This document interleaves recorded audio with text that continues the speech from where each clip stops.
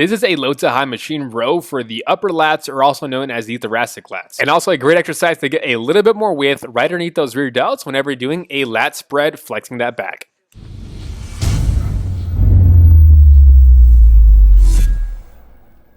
First up, we're going to need a D handle because we're not going to be using those handles that are on this machine. Using a D handle will allow us to use one, less of the bicep, and also have a better arm path to hit the upper lats. Just loop it around to where it's on the more horizontal part of that handle, and then when you're doing this for that first rep, have that opposite hand at the top of this machine and have the same leg of the same arm that you are working up front for better bracing. I'd also recommend you to start with your weaker arm first. That way you don't do your stronger side, then are tired, and have to do your weaker side and likely not going to be able to match the same amount of reps that you get with your strong side.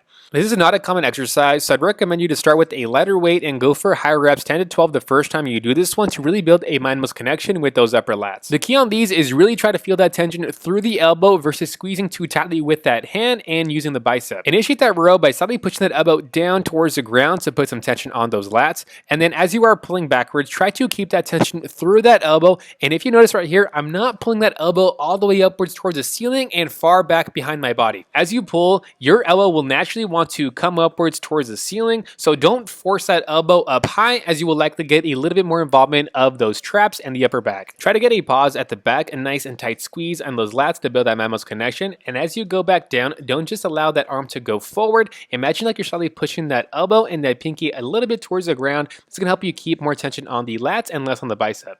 Also, to avoid using the upper back musculature, imagine like you're trying to bring that shoulder blade down as well too. So imagine like you're trying to push that elbow down towards the hip and squeeze those shoulder blades a little bit behind you. That way we are not lifting up that shoulder as we pull back and involving a lot of those traps. For the range of motion on these, it might feel like you're not getting a whole big range of motion at the back. I'm only pulling backwards enough to kind of bring that elbow behind my torso and just stopping once I feel the peak contraction of those upper lats. On that way forward, as we get a 2 to 3 second eccentric, keeping that tension through that elbow, we are stopping right before that arm becomes almost completely extended, and also stopping when we start to feel that shoulder start to go slightly forward. Avoid swaying with that body a lot as you pull backwards, and avoid also rotating and twisting those hips to try to get that weight up. Focus on control and technique over the amount of weight that you are doing. Keep that elbow nice and tight along the side of the body, and we are just pulling that elbow behind our body, and avoid rotating those shoulders too much. Make sure you catch your breath from going one arm to the next, anywhere between 15 seconds all the way up to 1 minute. Another big tip on these is, again, since this is not a common exercise, it might be difficult for you to feel that contraction and squeeze on those lats.